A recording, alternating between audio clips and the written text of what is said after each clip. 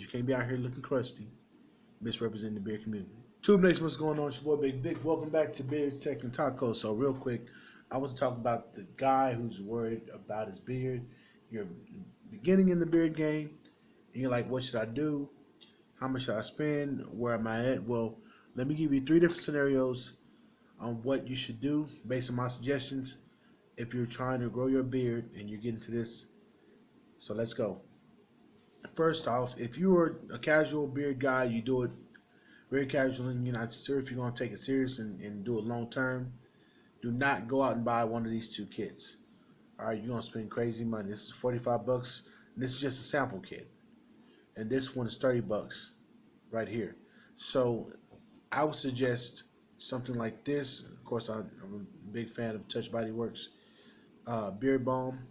This is my first ever beard balm. I've used them for over a year.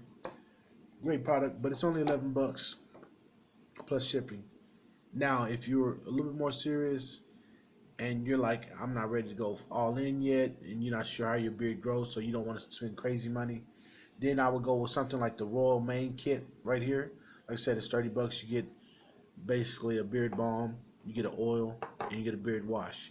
So it's simple, something easy to keep up with, and you're not spending a ton of money. Now, if you go with something like this, once again, this is a sample kit, 45 bucks, Scotch Porter, we all know the brand. If you get the full-on kit, you're going to pay, of course, much more. But you get your beard conditioner, your beard wash, the balm, the serum, and your beard balm. So you got your, well, this is a hair balm, and then you got a beard balm. So if you got hair, I don't have hair on my head, so this wouldn't work for me. This would just be extra container.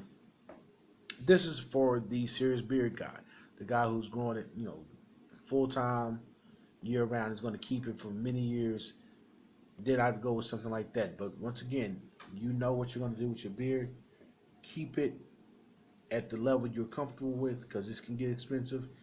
Beard care and beard maintenance is expensive, but it can be totally worth it. You know what I'm saying? The ladies dig that. It's a nice look, and it's it's a good look out here in these streets. But once again, choose which level works best for you based on what you're going to do with your beard. We need you to do something though, because you can't be out here looking crusty, misrepresenting the beard community. With that being said, please like, share, comment, subscribe. Hit the notification bell for video updates. Peace and blessings. Ashe.